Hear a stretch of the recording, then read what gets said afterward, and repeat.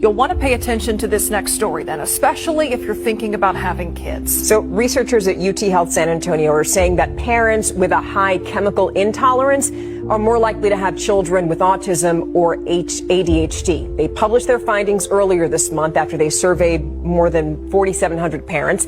Garrett Berger asked the study's senior author what this means for you. In recent decades, the prevalence of people with ADHD or autism have increased.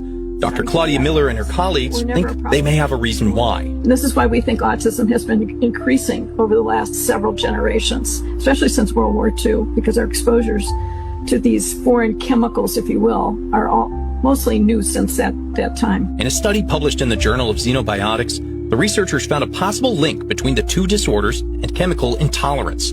That's an issue Miller says can be caused by large or repeated exposure to toxicants like pesticides, solvents, toxic mold, or smoke from chemical fires. The researchers believe that affects mast cells, which are part of the immune system. Then, when you're exposed to smaller doses of those toxicants, or even certain foods or fragrances, you feel sick.